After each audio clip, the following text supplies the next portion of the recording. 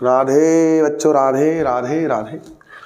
कल पिछली क्लास में हमने जो बात करी थी वो क्या बात करी थी, एक बार थोड़ा सा रिवीजन की तरफ देख लेते हैं। और मैं शुरुआत इस चीज से करूंगा बस कि मेहनत आपको करनी पड़ेगी, क्योंकि बिना एजुकेशन के और बिना मेहनत के कुछ नहीं मिल सकता।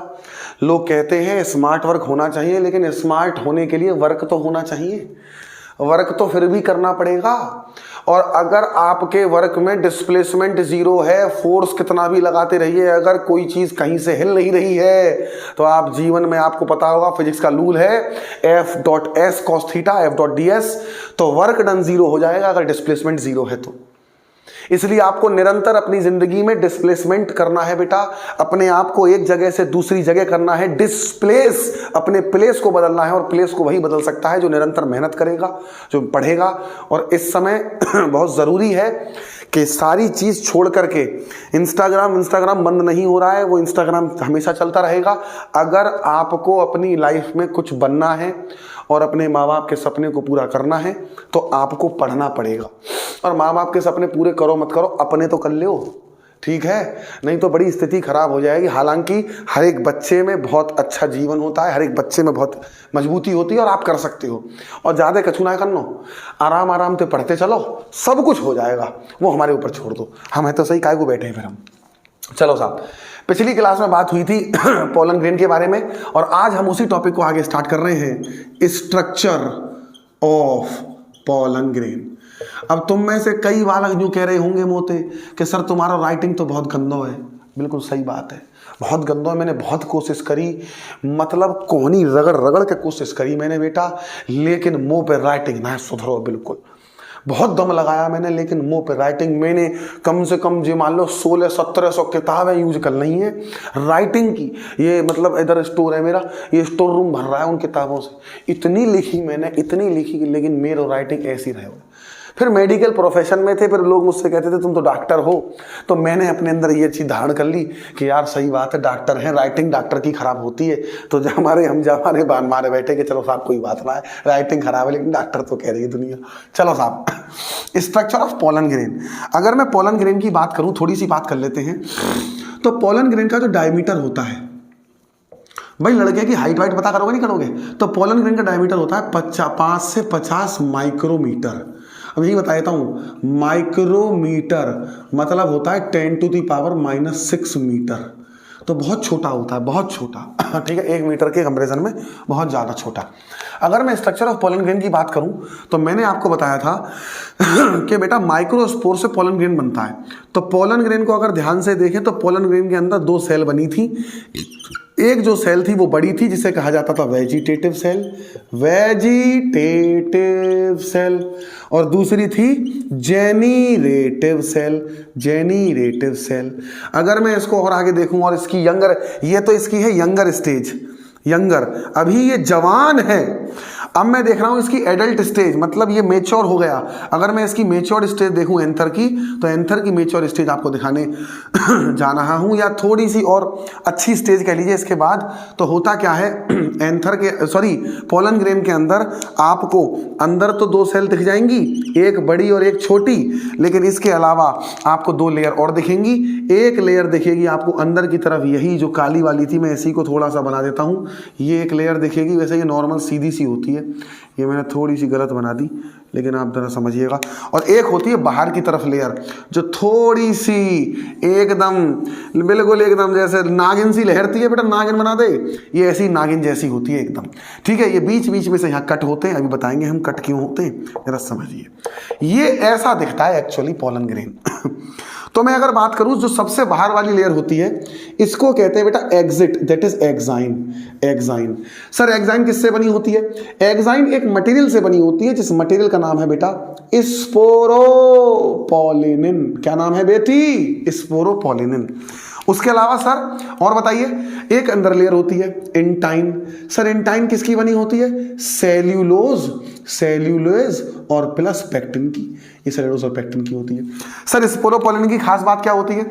स्पोरोपोलिन की खास बात होती है बेटा, ये हाई एल्काली मतलब बहुत ज़्यादा पीएच, चाहे तो बेसिक दे दो या एसिडिक दे दो या बहुत ज़्यादा टेम्परेचर दे दो, ये बहुत ज़्यादा टेम्परेचर देने पे, बहुत ज़्यादा एसिड वगैरह देने पर खराब नहीं होती।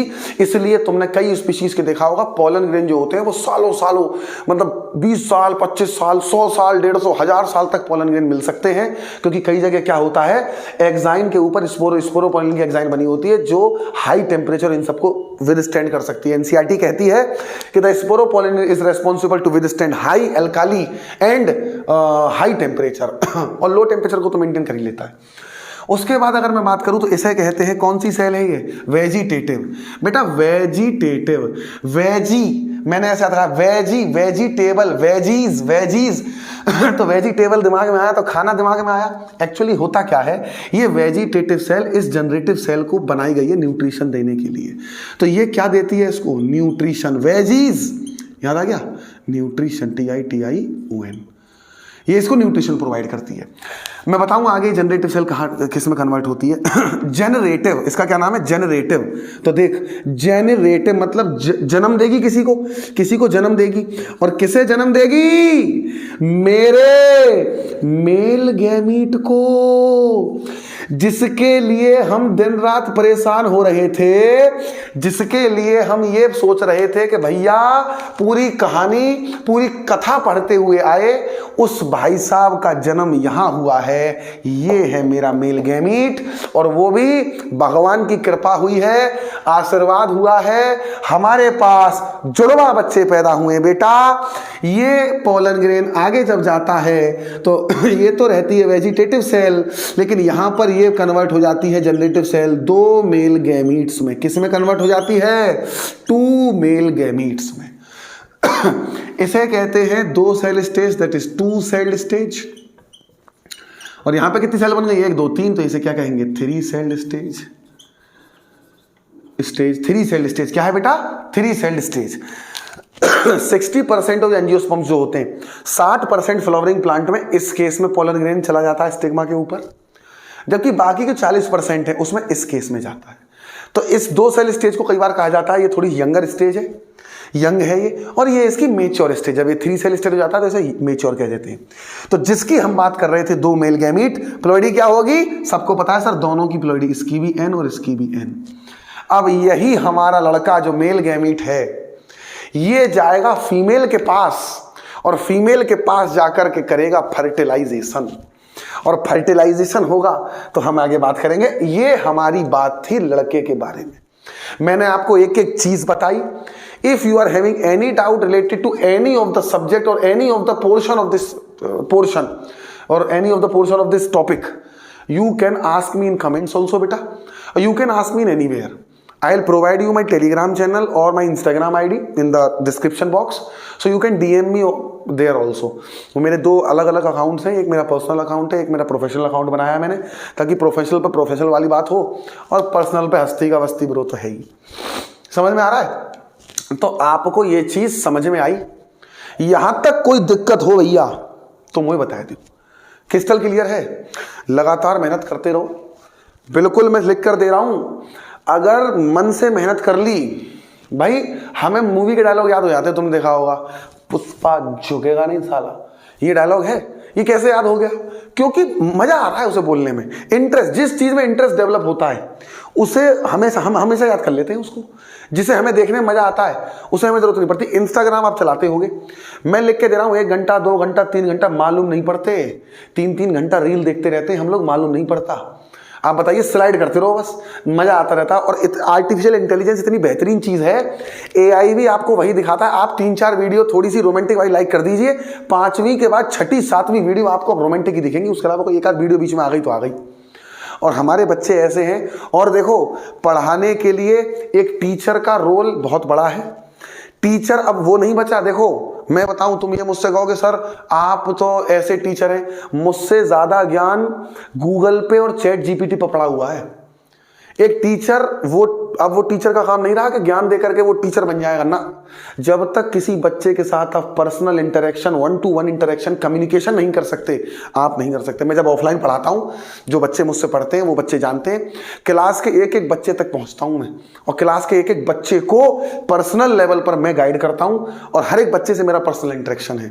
मैं ये नहीं कह रहा कि मैं बहुत बड़ा वो हूँ, फलाना हूँ, ढिकाना हूँ, कुछ नहीं हूँ भैया, मेरे पास ना इतना वो है ज्ञान, लेकिन बस यही मुझे वो चीज़ आती है कि हाँ, कि दर्द तेरा मैं नहीं समझा तो फिर समझेगा कौन, और तेरे हक में मैं नहीं बोला तो फिर बोलेगा कौन। तो मैं इस चीज़ पे वर्क करता हूँ। और जब अभी ऑफलाइन में पढ़ा रहे हैं हम लोग, तो ऑफलाइन में भी मैं कोशिश करता हूँ कि हर बच्चे को सुना जाए, क्योंकि वक्ता वही अच्छा हो सकता है जो श्रोता अच्छा हो, जो सुन अच्छा सकता है वो तभी बोल अच्छा सकता है। ज़्यादा बोलने वाले व्यक्ति को सुनना पड़ेगा।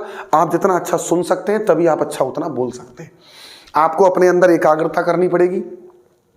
अब आपकी जनरेशन वो जनरेशन है, आप ये बात खुद बताइएगा, 30 सेकंड की जो रील होती है उसको 3 सेकंड में स्वाइप कर देते हो तुम। मैं एग्जांपल बताऊं, सपोज करो एक रील चल रही है मोहब्बत वाली, कोई मतलब रोमांटिक सॉन्ग चल रहा है, उसमें या चल रहा कच्चा बादाम, चल रहा कच्चा बादाम, भैया वो चलता है आजकल। अब तुमने कच्चा बादाम तो पूरा देखा, लेकिन अगली रील आई जैसी करके, गैया को दान दीजिए, हट, मेरी बेटी कैंसर से, हट, अगली कोई ऐसी कोई रील आ गई जिसमें कुछ एजुकेशनल बात हो रही है, हट, फिर अगली रील आ गई, मैं इश्क उसका वो आशिकी है मेरी, और तुम पूरा देखोगे उसको, पूरी 30 सेकंड, मजा आ रहा है। जब हमें किसी चीज में मजा आने लगता है ना, उसे हम पूरा देखते हैं। तो वही मजा मैं कोशिश कर रहा हूं तुम्हें दिलाने की, वही मजा यहां पर आता रहेगा। तो मुझे पता है शायद तुम मुझसे इंटरेक्ट करते रहोगे आप लोग, और जिस दिन मजा खत्म हो गया शायद हमारा इंटरेक्शन कम हो जाए। तो मैंने जो चीज अपनी लाइफ में सीखी कि हाँ, बच्चे को इस लेवल पर जाकर, 0 लेवल पर जाकर कैसे हीरो बना सकते हैं। और दुनिया में हर एक बच्चा इंपॉर्टेंट है बेटा। हर एक के अंदर कुछ ना कुछ पावर है, हर एक के अंदर कुछ ना कुछ यूनिक फीचर है। उस यूनिक फीचर को पहचान और अपने अंदर के उस देवता को बाहर निकाल। इस संसार जीतने के लिए है, हम दुनिया में आए हैं जीतने के लिए, हारना तो कभी है नहीं। हम कोई अकबर और बीरबल, हम कोई महाराजा महाराजा की फैमिली से थोड़ी है। संसार पड़ा है जीतने के लिए, और जीतना है बेटा, ये ध्यान रखना, ठीक है। राधे राधे।